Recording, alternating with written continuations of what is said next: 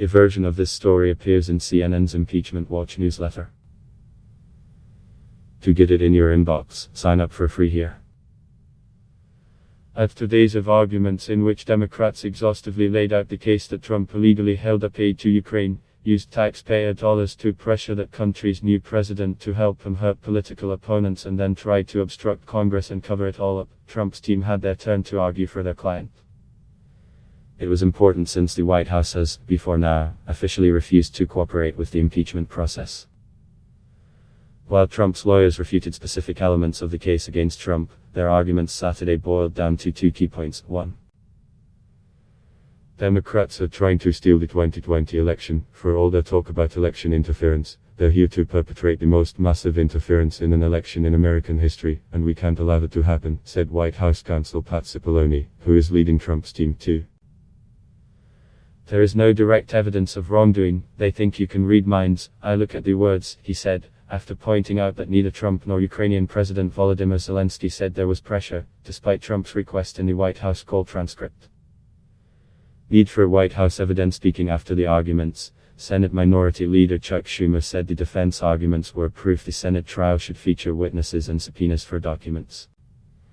So the president's counsel is criticizing the case against the president for lack of sources close to the president, while at the same time blocking testimony from witnesses close to the president, he said. It makes no sense. Listen, I went in depth on Trump's defense and also the highlights from the end of Democrats' opening arguments on the Daily Strict of Columbia Impeachment Watch podcast. Will any senators actually flip on Trump impeachment?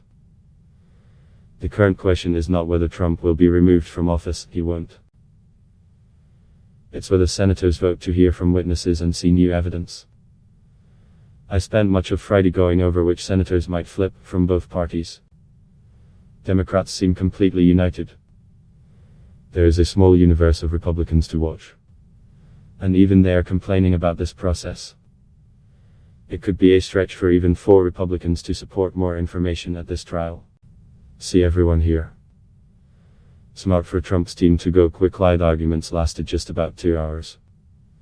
Cipollone, literally at the stroke of noon, said he was done for the day. The fact of their brevity was a theme Trump's lawyers continually mentioned. I am not going to continue to go over and over and over again the evidence that they did not put before you.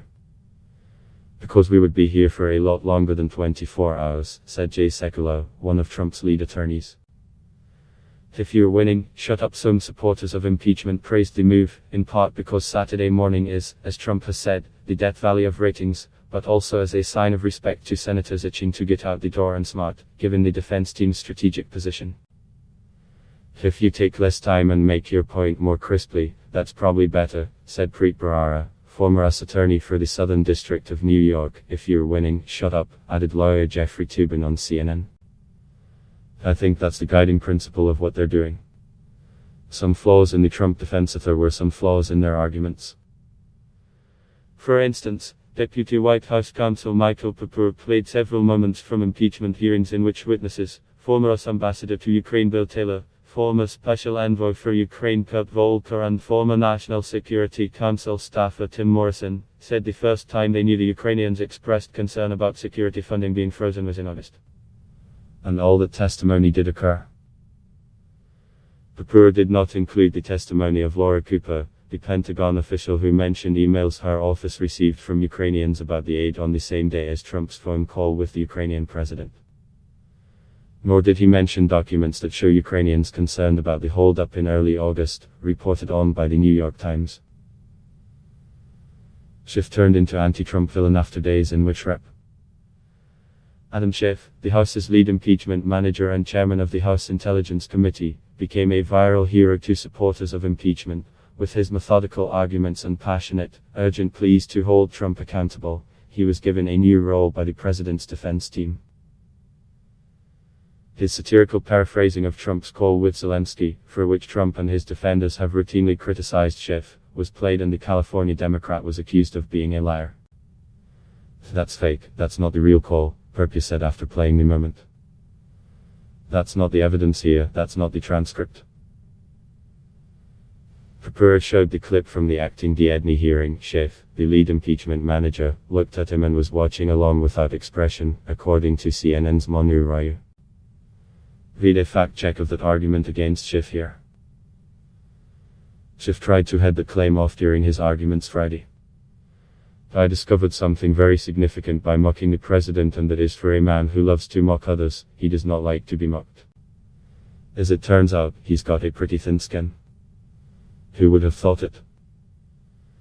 Schiff said, anticipating the line of questioning against him. Never mind that I said I wasn't using his words before I said, and I wasn't using his words after I said it, and I said I was making a parody of his words. It's an outrage. He mocked the president, that Schiff. Terrible. Trump's defense played multiple video clips of Schiff, not just from that hearing, but also from a cable news interview in which he said there was evidence of the Trump campaign colluding with Russia. The Trump defense disputed this point and said it was part of a pattern by Schiff, misrepresenting things. Here's the audio of Trump telling Lev Parnas to get rid of us ambassador to Ukraine Marie Yovanovitch. Pompeo fires back, on official letterhead, at a reporter who talked about his expletive-laced outburst at her when she asked Pompeo why he hasn't done more to defend Yovanovitch. When asked by CNN about the newly revealed ABS recording of Trump's Sen. Lindsey Graham downplayed its impact. No, I think the president had lost faith in her for reasons that are known to him, and I just don't think there's a problem, said the South Carolina Republican and chairman of the Senate Judiciary Committee. And the Pentagon's vow to protect Al-Qaeda. Alexander Vindman against retaliation is being tested after Republican Sen. Marsha Blackburn of Tennessee this week repeatedly attacked the decorated veteran. Point of order: conviction does not automatically disqualify Trump. In 2020, when Cipollone alleged that Democrats are asking Americans to remove President Trump from the ballot in the 2020, it wasn't technically correct.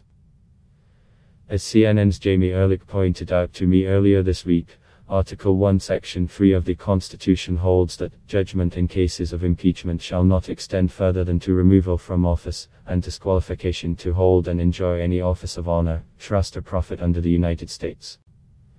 It does not specify, however, whether those votes, removal and disqualification, should be held concurrently. In our case, removal and disqualification are listed together in the Articles of Impeachment, which House Speaker Nancy Pelosi handed over to the Senate to vote on.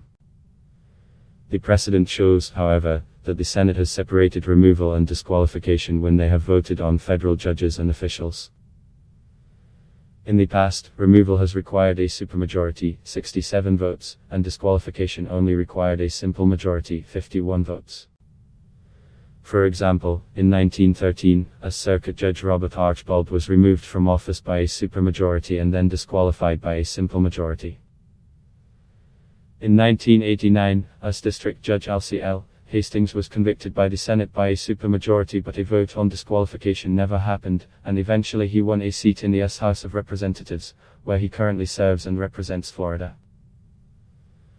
This opens the door to Trump being removed from office, yet he is able to run for re-election in the fall.